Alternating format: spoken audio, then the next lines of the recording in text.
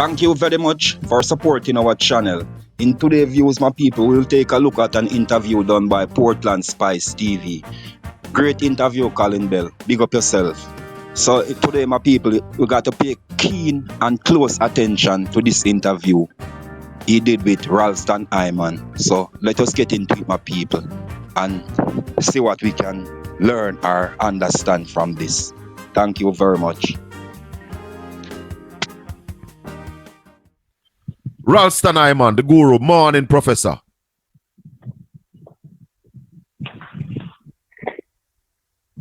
Professor. Yes, sir. Morning. Morning, Ralston. Welcome to Portland Spice TV. Yeah, man. Give thanks. Bless up. Ralston, I tell people all the while that my respect for you, and not because me like you, and not because me didn't know you a long time or me and you grew, and not because we drink a bar together. It is because of your intellect and your ability to see the thing for what it is and call it. My respect for you has been earned, sir. Yeah, man. Because we use data, not emotion. Data. Data. Yeah, man. So an analyst is someone who uses data to draw conclusions, not gut feeling, right, friendship or political affiliation. Like the guys that you see running up their mouth on TV and all of those things. Dr. Gill said when you have gut feelings, you must go to the toilet. Correct. Ralston, a number of things this morning. A number of things. The FINSAC archive has been out. That's up for discussion whether it makes sense or not. One. The government, even after Prime Minister Brogard Holness said the dollar is stable, 90 million US was dumped this week trying to save the dollar. That's where I want to start, Ralston. If you say the economy is doing well, the dollar is stable, how is it possible that 3 times in 1 week, the Bank of Jamaica had to intervene in saving the Jamaican dollar? Talk to me. The answer is simple. The Prime Minister don't know anything about economics and he's out of touch with the economic reality. So what he's doing is going around and spreading a whole lot of propaganda. The Bank of Jamaica had to intervene in foreign exchange with $90 million this week to get the dollar from $159.48 to $158.83. Simply because the country is not focused on production and exports and not generating enough foreign exchange in order to run the economy. Just as simple as that. So you spend 90 million US, because we want to make that clear. That is United States dollars, 90 million to save less than $1. And hold on, this is this week. In previous weeks, they have been doing the same thing. Remember, the dollar hit the 158 barrier. Since it hit the 158 barrier, they have been intervening. And we still reach the 159 barrier and going to 160 because the country is just not generating enough foreign exchange. The trade deficit was 2.3 billion for the first 5 months of this year because exports continue to fall from a low base because Nigel Clark don't know anything about production and exports. He's just a bookkeeper moving numbers from one place to the other. Now, Ralston, there are some serious issues laid out here. And one other thing I want you to explain to my listeners before we go any further. Spending this money to save the dollar, does it carry a positive effect or a negative effect for the country? Because every time you intervene in the foreign exchange markets, you waste US currency and then the dollar goes back to the same level or drops even further. So it's a counterproductive, it's a wasteful exercise in futility and stupidity. What you need to do is to concentrate on production and exports and production for import substitution, because those are the things that are driving down the value of the dollar. The government is not focused on production. The Planning Institute now tells us that the economy is flatlined during the second quarter, April to June, 0.1%. So Clark's growth record is very bad. No. Exports continue to decline back to back for 5 straight months. All right. So we can understand export declining as well, because what happened to our agriculture base? Is that back to where the production used to be before Beryl? No, man. You mad? All right. Ralston, I don't want people I don't want to get emotional about this because this is very bad and people don't understand. So you spend 90 million US dollars making US dollars available. The intervention over the last 2 months is more than $200 million. 200 million US. Over the last 2 months. What that do to the debt? What that do to our debt? Because where we get that money from? Well, that is from the net international reserves. So some of those money are the monies that flowed from the tourism sector, flowed from mainly remittances. So now that the remittances are declining and the exports are declining, that is why you are seeing this massive pressure on the dollar. So for example, when they did the first intervention, they pumped 30 million in the market, but the market wanted 76.5 million, and that is why they went back again and pumped another 30 million. And that is why they went back again and pumped another 30 million, because we are in the Christmas season now and everybody is importing. But hold on, if it needed 76 million, why you never just pump that one time instead of go 90 million over 3 times? Well, you have to ask the governor of the Bank of Jamaica and his team about that. Ralston, there is no production happening. No. Beryl destroyed the agricultural sector.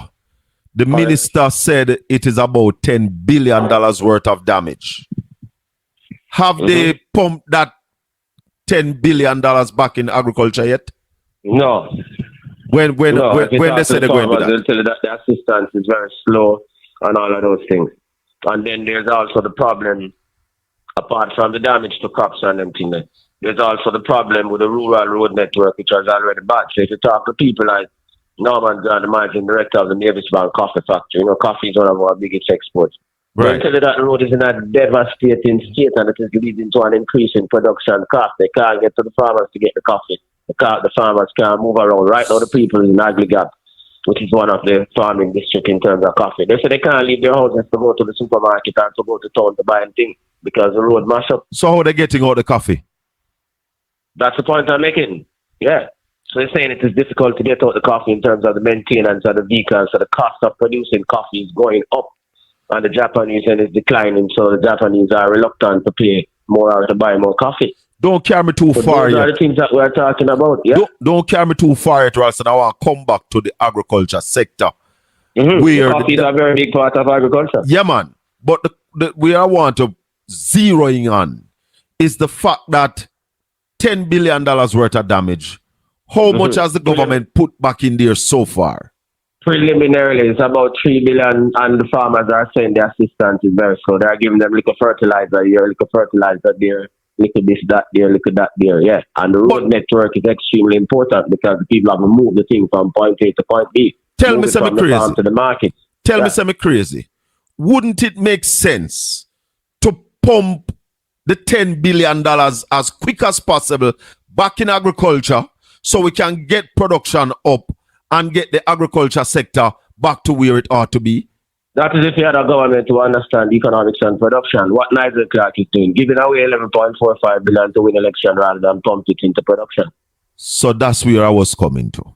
Simple. That $11 billion, wouldn't it be better spent pumping into agriculture, getting the sector back up, getting farmers excited? Of course. And ready. Yes. So, is it, Ralston, that the government takes $11 billion in a loan of taxpayers' money, give it away, that you're not going to get no production from it, and still leave agriculture to suffer? That's what they did, and that's what they are doing, and that is going to lead to more imports and more slide in the value of the dollar because the people are taking the 20 grand and buy a wig or buy some imported goods and then leading to more pressure on the dollar. That's why I'm telling them don't know anything about economics. So, without apology. So they never said that they're going to run with it, but it look like they're running with it. You know, they're flying with it, not running with it, flying. $11 billion. When them say Omar shall run with it, is I bridge them their billion. And value for the country. Plus Highway 2000, I think, was a part of it. Precisely. That's the point I'm making. They are spending the money on consumption. They are flying with it. Remember, the airport money them are used to do that. So I fly with it. Ralston, I still staying with production. for now. Yeah, because economics is fundamentally about production. Economics is not fundamentally about collecting taxes and paying down debt. Economics is about production and distribution and creating employment. That is what economists do. Bookkeepers talk about paying down debt. No. Isaac Clarke is a bookkeeper. No, Ralston. Is there any country around the world that you could point us to that has used this model to recover and grow by over 3%? No, you can't. And that is why you look at the numbers, they say the economy is declining. We're now at stall speed, not already the car shut down. The next thing that happens is our drop over the precipice. No, man. Is the plane going to drop? Got the plane climb and it's stall now. Precisely. That's the point I'm making. It need petrol, more rev to go forward. The petrol is production. Production. You can't grow without producing. Simple. That's ABC, that 101 economics. That. But I'm not suggesting for any minute, people, that we could produce in agriculture enough to turn around the economy. But we could produce to stop buying some of the things we are importing, isn't it? That's correct. The food import bill was almost 800 million for the first 5 months of this year. That helped to drain the foreign exchange. Yeah, we could be producing more to reduce the food import bill. We could produce in more energy to reduce the energy bill, because that is one of the biggest bills. We could be producing more and doing research and development to reduce the amount of imported capital, raw materials that we are using in the production process. We could be producing more so that we can export more cocoa, $7,500 per metric ton globally. If we're producing that, we'll be making money. We could be producing more in money, as the manufacturers tell you. They could be producing more if they were getting more inputs from the agricultural sector, because one of our basic imports, exports, agro-processing, all those things. So the fact that agriculture is down is crippling the economy, because a lot of the things that we export are agricultural based. We could be reducing the amount of killing taking place in the rural areas if we had demand them deal with sophisticated agriculture rather than dealing with scamming. So that would also reduce the amount of money that we have to spend on security. So the bridge, the road we're building, the Montego Bay perimeter road, I see the Prime Minister making big out of it. I see he's out there saying that we're going to build a new airport in rubbish. I am rubbish, promise. So why you deal with the thing them now? So it's like you tell your wife, say, yo, baby, the next year, I'm going to do this, but I say, yo, pick them on some food right now, the pilot to our fictional also I'm paying. But I tell them about the future, more I hear about now, because if you not deal with the thing them now, how you deal with future things? Them things are just conducive. Give us a little bit on the prediction going forward, Ralston. The next quarter and the first quarter of next year. The next quarter, the economy will decline. The plan is to tell them 0.1% for this quarter, 0.8% for the first 6 months of this year. Barbados grew by 4.4% for the first 6 months of this year, with a debt to GDP ratio of 115%. Jamaica crawled by 0.8% for the first 6 months, 0.1% for the last 3 months. The next thing is decline. How many bad information have we gotten from this government? They told us that the travel advisory on Jamaica by the United States would not affect Jamaica tourism income. We now heard Nigel Clarke in the supplementary saying that it did affect Jamaica. Right.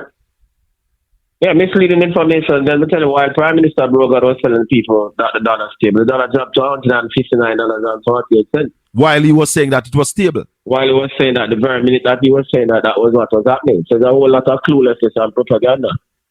If you notice, most of their sycophants are now silent because them see the results are play out. Nobody talk about the economy. That's why they switch to FINSAC now, because them now have the economic record to talk on. So the FINSAC now. They post the FINSAC archive to try and muddy the water. Yeah, man. Let's go there. Yeah, man. The FINSAC archive, Ralston. It make any sense? No, it don't make any sense, because I'm saying $150 million. All the shot was the most pompous about. Hold on. That $150 million was spent when? 2016? Or started in 2007? It started in 2009. All right. The question I want to ask you before I go any further. What is the value of that $150 million now? Then, the value then... Well, if you look at that now, that would be like $300-400 million now. So it was good money. Yeah, good money at that time. At that time, the exactly. exchange rate And that's why I ask. like and that's why I ask you to compare the value. What that would look like now. That's why I'm telling you, like 300 million at that time. The exchange rate was 76 and change. We're now 150 and change twice. Yeah. So we spent close to half of, well, let's call it 300 million. Mm-hmm. Look at it as 300 million. And we got no report. Yeah, but I'm saying that the dead minister was saying that the report is going to be published. The report is going to publish the great Artist. But I was reading an article this morning. And from the article I was reading this morning, Ralston, there are still people in the parliament that makes part of that report. And in fact, in the article, Omar Davies was saying that he might call out the names of people who were sitting in parliament at that time. And I'm saying those people are still in the parliament now. Do you believe it's a conflict of interest why a report was not produced? Yeah, man. I mean, I believe. I know that. Remember, I mean, used to shadow Omar, so I know everything will take place. Yeah, man. So, the archives out there, isn't this also a recipe for confusion? Nigel Clark did that as part of the political, just like when the 11.4 billion, that was part of his final shot political propaganda. That's why I'm in a rating. Yeah. Yeah, rate Nigel Clark. No, Ralston, I know you don't rate him, but you have to give him some props because the man navigate the thing in a way that if you don't open your eyes, you will believe that he's the best thing. Yeah. He speaks well. Well, as somebody who I have more experience than him, I'm not rate him because I'm not saying appear foolishness about him bankrupt the country. The fact that you have to spend 12 billion of money when you earn it, 12 years of money when you earn it, and then you take the money and do foolishness, you bankrupt the country. If he was a real scholar, he would have read about Professor Paul Samuelson. Paul Samuelson is the uncle of Larry Summers. Paul Samuelson used to be the economic advisor to U.S. President John Fitzgerald Kennedy. He teach at MIT and Harvard. He said, the surest way one generation can place a burden on the next generation is to leave a massive debt and to run down the human capital and physical infrastructure of the country. As Justice Sykes, I tell you, everything in Jamaica run down. Courthouse run down, road run down, bridge run down. The people in Margaret now, them can't get to go buy some food. You follow me? So, rubbish you might do. Yeah, you spend future earnings for consumption today. Yeah, so you tell your wife, say, yo, never borrow some money when we forget 12 years from now. You spend now. She sensible, she knows in the future that's for the people them. Bankrupt, you're bankrupt. When you have to use future money, it means that you're bankrupt. Nigel can't bankrupt the economy and leave the economy in decline, run down the world of the country's infrastructure. So how we can rate it? What is the importance, though, Ralston? Because there must be some importance of the tax return. Is it? There's no importance except political, man. What can be the importance of that? You use future money to give it out. And you spend, if you spend upon the courthouse them and the road them and productive base of the country and big up agriculture and big up the road them and big up the school them and big up the courthouses them, then we have say it makes sense because those things will help us to earn money in the future. When people get them money, all they have to them are head to the rum bar, them are head to the shop, them are head to the hairdresser, and just wasted money. I said to somebody the other day, they don't say, and then children's money they must spend. As Bob Marley said, you eat your bread off tomorrow.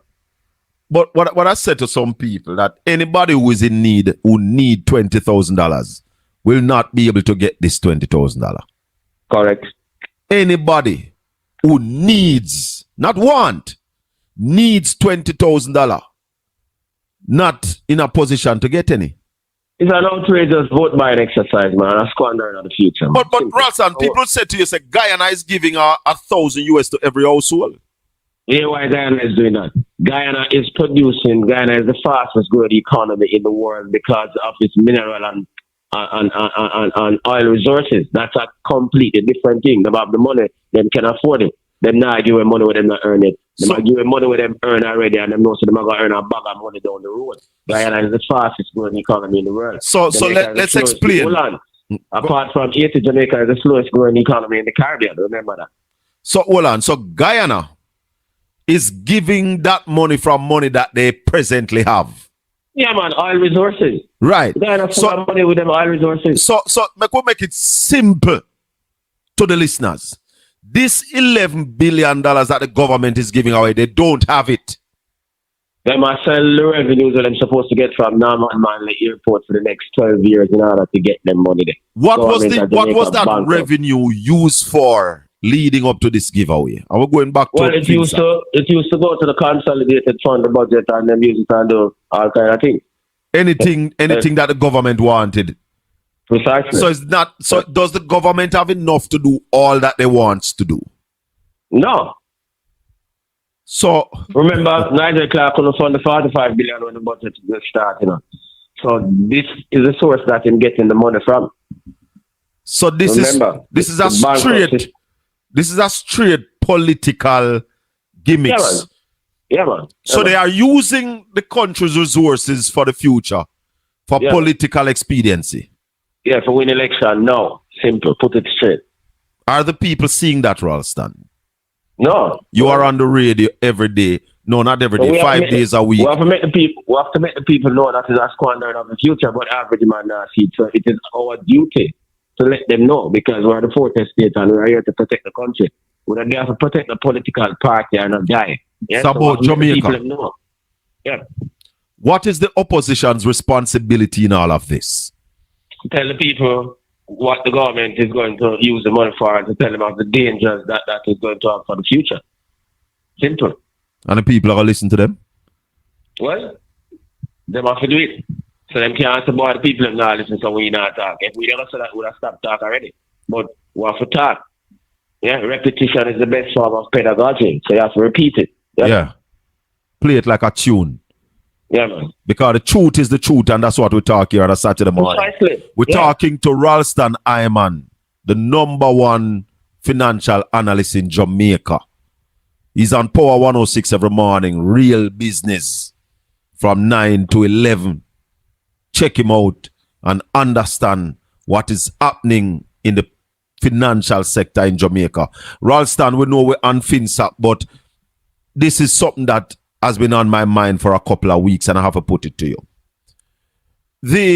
You, Ralston Hyman, have been saying for years, a long time we are talk, and you've been saying that Dr. Nigel Clark was running the economy in favor of our banks.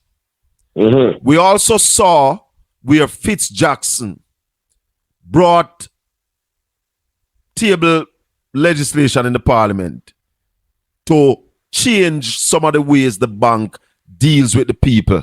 It went to a vote, and the present administration voted against it. So they voted in favor of the banks to continue to charge us for deposits and withdrawal and to keep our money. Mm-hmm. Now, we have seen where the Prime Minister, because the chairman of the Integrity Commission, said what they put in the report is not opinion. They are facts. So we see where the Integrity Commission said the Prime Minister is actively trading in stocks and bonds, doing business with the banks and seen as one bank as a premium client. Does that now come back to what you were saying, that they were running the country in the favor of the banks? Are those we all knew that. We all knew that. When the Fitz Jackson bill came up, everybody in the government came to Parliament and voted against the bill. You with me? We also, right now, even greater evidence right now, the Bank of Jamaica recently reduced the benchmark rate, or the signal rate, from 7% per annum to 6.5% per annum. And no bank has announced any rate reduction to any of their clients. Instead, they have raised the fees. Nigel Clark spent a whole lot of time in the Parliament last week, and he never called upon the banks to reduce their lending rates to their clients. What is that telling you? The economy is in a recession, and the banks have not reduced their benchmark rates. The Federal Reserve Board, the American Central Bank, which is the most powerful independent central bank in the world, reduce their rates by 50 basis points. The IMF and the World Bank says this now gives countries like Jamaica a chance to reduce their rates in order to accelerate growth. And the banks, led by Mrs. Audrey Tugwell anyway, the president of the Bankers Association, none of them reduced their lending rates. Instead, they reduced their fees. They increased their fees. Every single one, including the miscellaneous one. And the minister spoke in Parliament, and the Prime Minister has been going around making all kinds of promises. And none of them called upon the banks to reduce their lending rates, fully knowing that you can't talk about economic growth with this kind of lending rates in the banking system. So it tells you. Simple. Ralston, let's go back to FINSAC now. We could go back in. And there's a correlation between FINSAC and banks, because it's the banks that created the problem with FINSAC are part of the problem. So they are the ones, it's again the banking system. Ralston, trace the DNA of SSL for me. Can you? Well, one of the biggest contributors to the financial meltdown was the Eagle Group. Yeah? SSL was formerly what we call Paul Chenyong and Company. That was the stockbroking arm of the Eagle Group. You with me? Yeah, the man who used to run SSL, Mr. Cross Perry, he was the man who was running Paul Chenyong and Company, the stockbroking arm of the Eagle Group. So that's where it came from. They went down with 14 billion and change for the taxpayers. That is in the FINSAC era. 40 billion FINSAC money that we're talking about. To them amount was $14 billion. 14 million. Billion. And if we equate that today to today's money, that's gonna be like 50 billion now.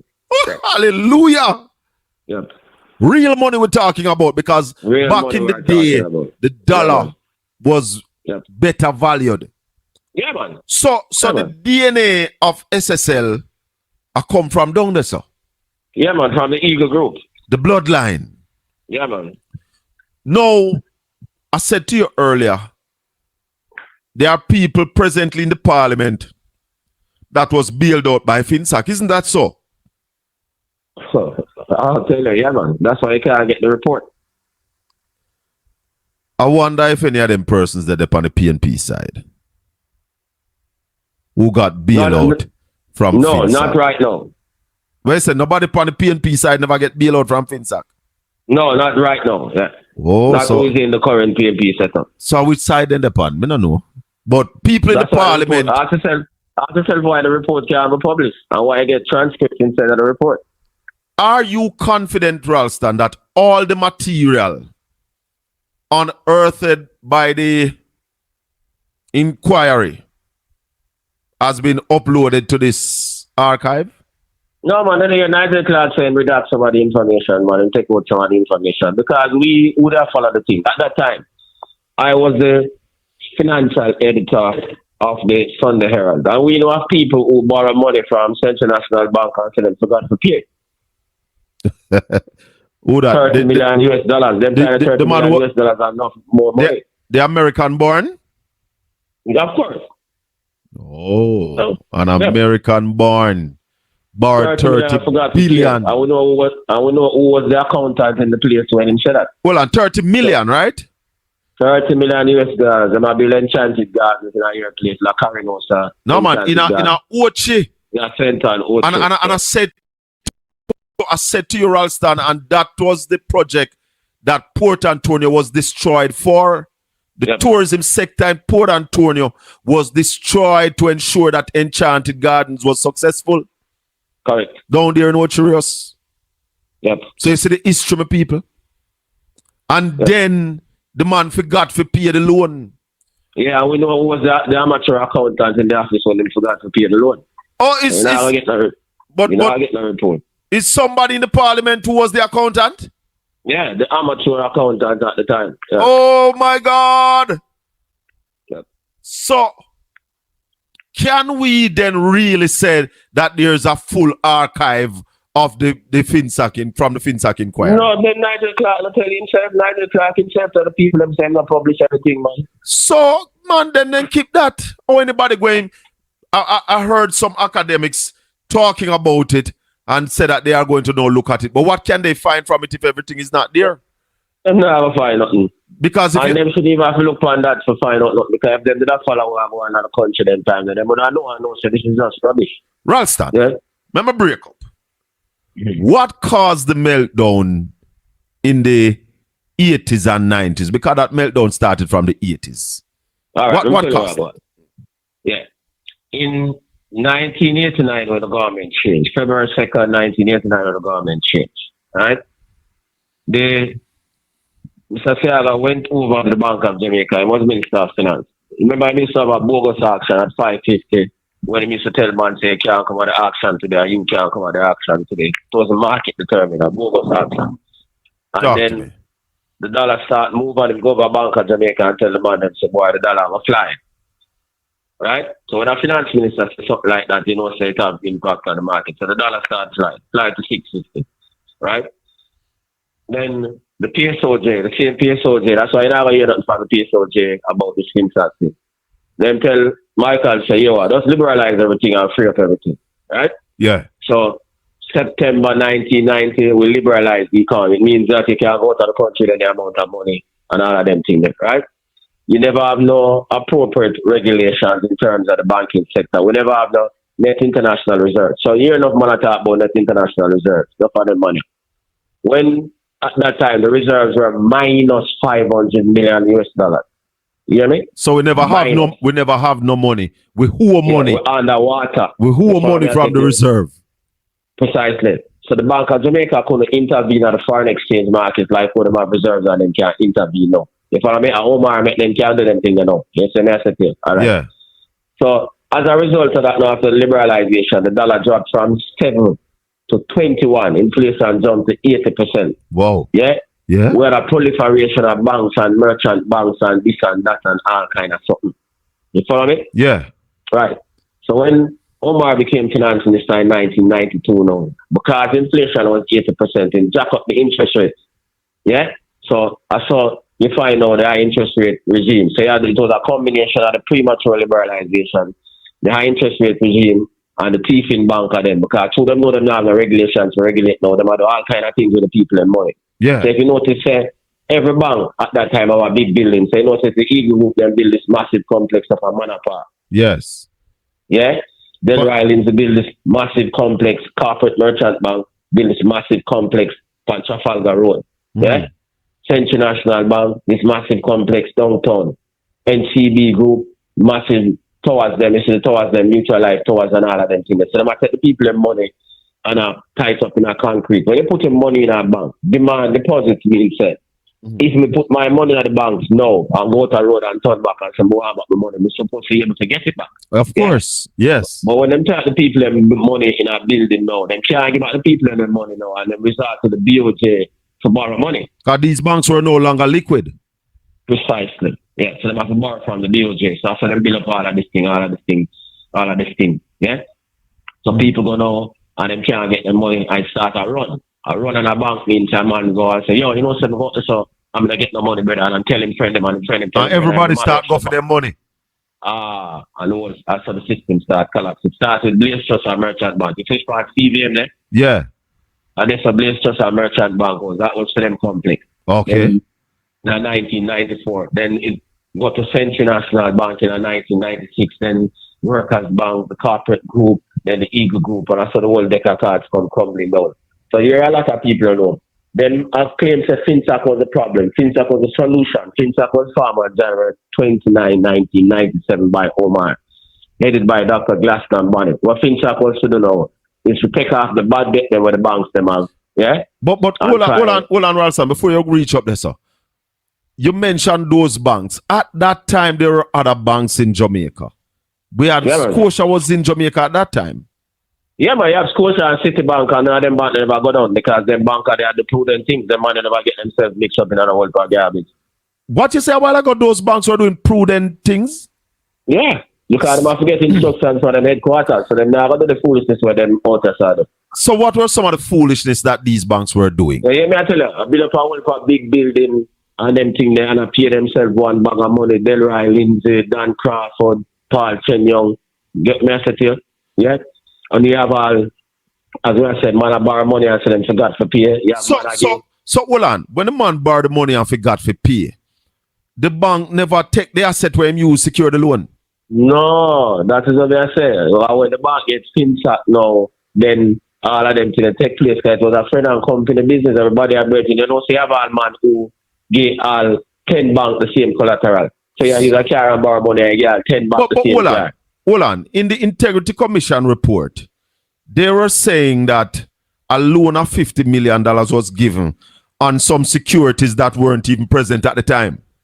That sounds similar to this. Them to that do the financial sector crisis, man. That what I about. But that's what I say. But it's something in this report here sounds similar to what you just explained. Yeah, man. That's the point I'm making. Yeah, man. Continue. Same thing. So that one. So when Omar found FINSAC on the Dr. Bonnick now, what FINSAC, I take off all of the bad loans them and the bad debt them and try to sell them to get back the money that the Bank of Jamaica extended to most of these banks. And even after we get it back, taxpayers have had 40 billion because the government have to pay out everybody and make sure that the people who have their money get back their money, insurance policies and all of them something. Yeah, if the economy that collapse, it costs us $140 million to make sure that the system that collapse. And all of them money who cultivate the runway. So why not tell people why them money runway? Why Paul Cheney did runway? Why Dan Crawford runway? Why Bill Riley the runway? PNP run them or PNP runway man them? Oh, okay. No, sir. Yeah, okay, I hear you. Ralston.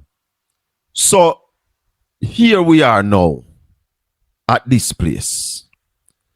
Have we learned from that meltdown?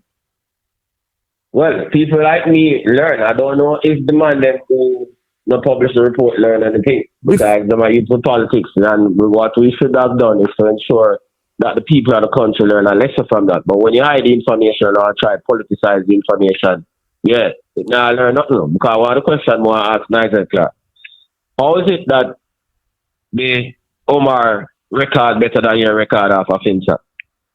I asked him that yesterday and telling him to call me and tell me and I don't still can't call me and I say to him again, man, bro, God.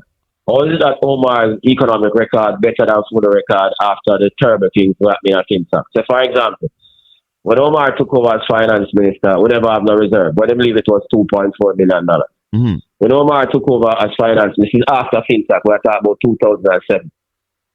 How come the economy only grew by 3%? The last time the economy grew by 3% in 2007 after FINSAC. How come poverty was 9% after FINSAC and now Nigel Clark poverty are more than 20%? How come the economy grew by 3% after FINSAC and Nigel Clark rate now is 0.1%? How come? Yeah? But hold on, Ralston, you just said poverty is 20%. Yeah. But how explain, make this make sense for me. We have the lowest unemployment ever in Jamaica. All right. But poverty is up. Poverty is 20%. Because what you call employment? What kind of work the people, man? What cost of living? After FINSAC, inflation was 5%. Inflation is now 5.7%. Nigel Clark needs to explain them things. I want to ask you something about. Since I'm a magician and I'm a genius, he needs to explain all of that. Help me with this, Ralston. In the 90s, before the meltdown and during the meltdown, what were the structures in place to supervise, protect the banking sector?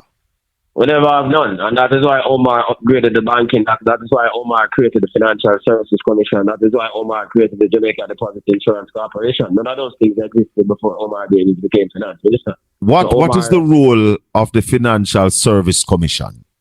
Is to regulate the non-deposit taking institutions such as insurance companies, security dealers, and them kind of people. And that includes places like SSL? Yeah, man. Mm-hmm.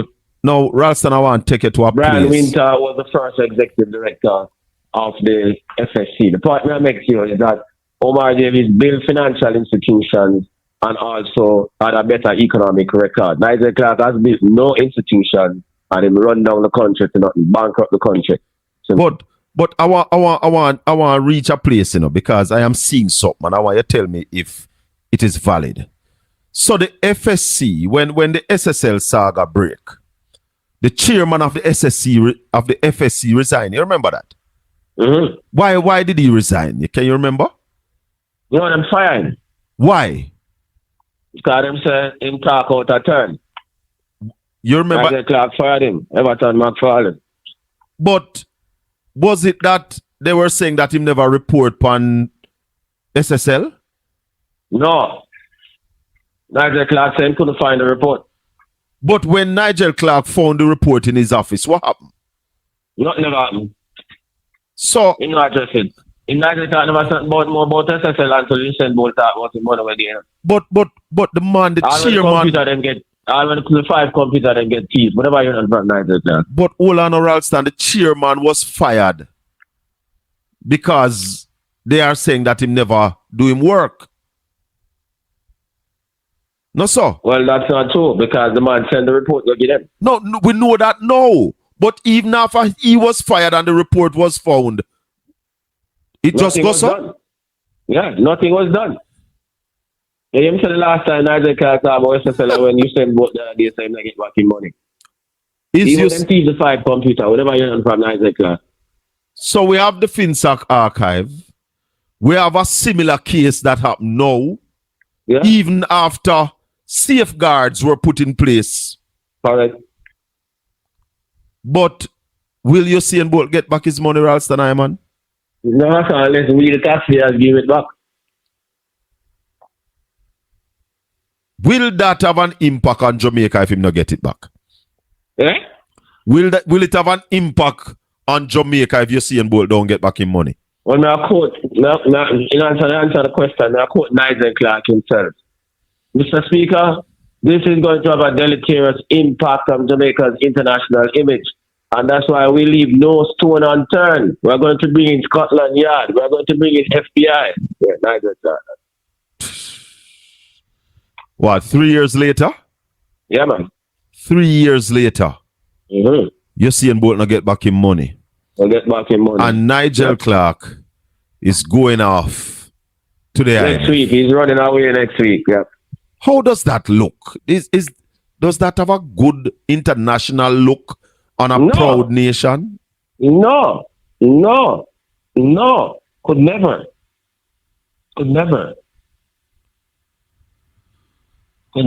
What is the way forward, Ralston? Well, right now, the way forward is that the people of Jamaica have to examine everything, look at them life and see said the country is bankrupt. The infrastructure, in terms of physical infrastructure, is in rubble. The educational infrastructure is in rubble. Only 18% of our children can pass more than 5 CXC subjects. So I tell you that the future is bleak and that they need to make a particular decision based on wisdom and not by just selling their votes for the $20,000. They must realize that them future and them children and them grandchildren's future bigger than $20,000. And then make that appropriate decision. When are we going to see a ramp up of any sort of production in Jamaica so that an economy can be grown out of real earnings?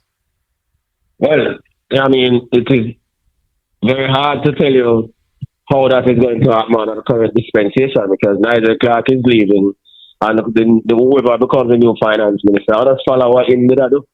Let us because what Nigel Clark was doing was approved by the Prime Minister. So again, the people have a decision to make as to whether this is what they want and whether this is appropriate for them. Because all of Nigel Clark's decisions are cabinet decisions, right? Yeah, but precisely. Which have collective responsibility, my brother. Yeah, that is it. Yeah, man. So the people have a decision to make whether they want to continue like this. Yeah, no production, no future. The only thing you're producing is murder and scamming and those things.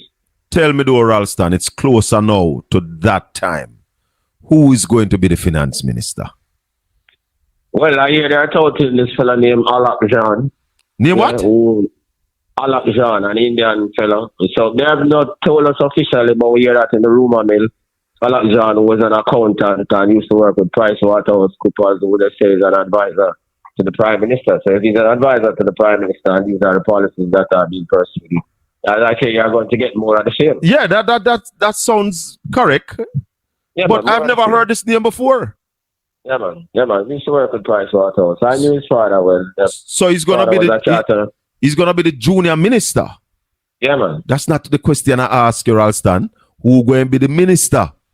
Well, I don't know who is going to be the minister because it is difficult for the prime minister to become the minister with his record and his current problems with the IC. That would be a very bad decision, and that's something that the people of Jamaica must not accept. Cannot accept that. Yeah, he must clear his name before him can become no finance minister around here. In fact, he need to resign as prime minister and go clear his name. Much less to take on anymore. Well, yeah, man, I agree, 100%. So if we say good sense going to prevail and the prime minister not going to take it up, then who? Well, I don't know. That's the problem, and that's the one thing that is leading to a loss of confidence in the country because we have been on autopilot in terms of finance minister for quite a while, and people who is the junior minister now? There is no Xavier Main or something like that. Well, yeah. So there's no body of consequences. Xavier Main is the junior minister, but I've never heard him spoke on the issue. No, man. Nigel Clark run everything, man. Nigel Clark run the country. But then even since Nigel decided to leave, you know, think him should have put some responsibility upon him and yeah, of course. But again, them not have the confidence now, so them look elsewhere. So why did they put him there as junior minister? I don't understand. Yeah, that's why them look for somebody outside because them not have the confidence now. So that don't make no sense. Somebody's saying that with all the turmoil and the information coming out now in Jamaica, they think Gene and Panton should be released from jail. Well, boys, they might really have a rather sacrificial lamb, brother. Jesus. You think Flavor will go and get the nod? No, man, that would have been a monumental exercise in stupidity, man. You can't manage the education ministry. All right, so if not Flavor, then Ralston, who? Give me a name. I don't know, sir. I can't tell you because the argument was that the Prime Minister would go there and they would have Alak as the junior minister, but the Prime Minister can't go there. Cannot touch it. No. Not paying tax, accused of not paying his taxes, filing nil tax of a company that doing business. He can't look over there. He can't go there, man. If we do that, we'll come like be a banana republic. Getting a loan in recent time from a financial institution. No, man, I have to clear him name first for the IC before that can man. That's man, they are say oldness are taking it, you know.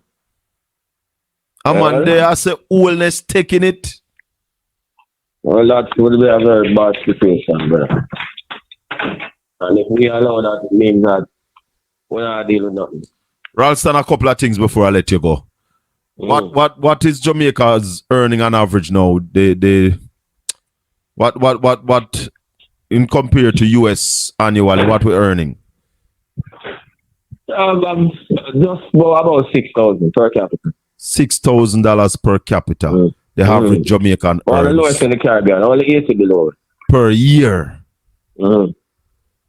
My God. Only 80 in the Caribbean below. Only 80. And we're boasting a GDP of what? Debt to GDP of what? 70%? 72%, and I'm saying it's all go down to 67%. Ralston, finally, before you go, explain to my people before me.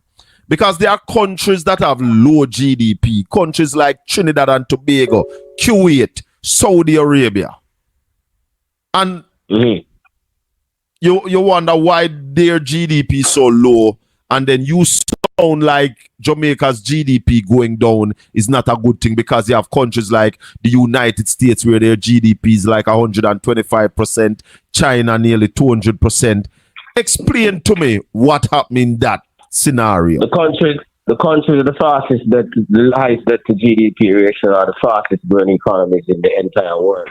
Because the whole thing about government intervention, President Biden's initiative and all of those things help to drive GDP higher. So if you look at the fastest growing economies, America is 125%, China is 263%, Japan is 258%, the United Kingdom and Great Britain, we'll call mother countries, 100%, France is 107%. All those economies, the top economies in the world, they have high debt to GDP ratios because they have good social security programs that have to be funded by government, and they have proper infrastructure, proper education, proper this. That's why they grow faster. And when they borrow, they put it into production. Yep. Simple. All right, so That's why I'm going faster. so tell me about the countries with the low GDP, the Kuwaits, the Trinidad, the Saudi Arabia. You know what is peculiar about all those countries? Them have oil. All right. Simple.